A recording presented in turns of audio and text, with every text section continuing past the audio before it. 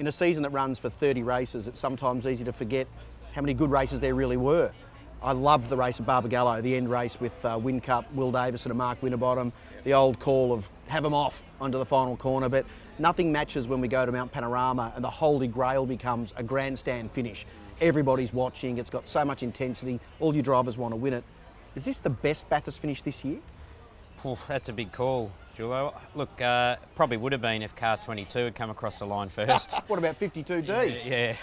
So, one of, it's hard because they're all different. I think last year was pretty impressive, when you look at Tander and Percat. Yeah, and the fact that, Nick had a few offs, he brought the car back, they got through, no one had an easy run, but it was one of the best, I think, without a doubt. I mean, it's hard when you're in the pit lane because, I thought we were on for a win, and I'm sure Dave Reynolds thought he was on for a win.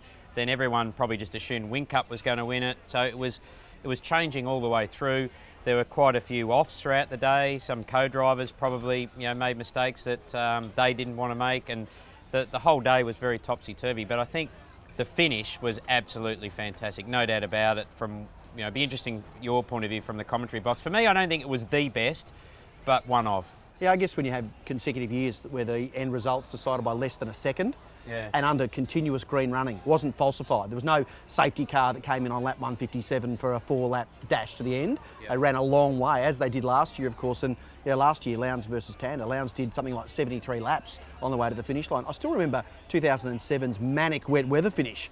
I mean, that was just like crazy stuff going on, and absolutely. A lot of people would pick that one as well. But Turn 1, where I think Stevie J was sideways off on the curb. Guys off at the top of the mountain. I was off on the warm-up lap, so I tried to you were a part of that. From my memory. But from a driver's perspective, if you win it by a lap, it makes no difference. That's your greatest Bathurst.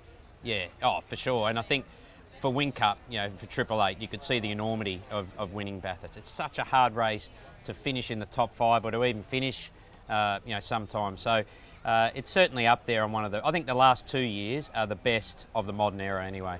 Yeah, for sure, I agree. Of course it was. It was mega. I could have gone one better, but maybe next year. I really enjoyed it. From the seat that I have in the house, all that was genuine enthusiasm. The hair was standing up, we were sweating, we're pounding the air. It was fantastic. I thought it was a great race. We talk about it being a great race, and it was. It was two guys at the peak of their powers in very good cars.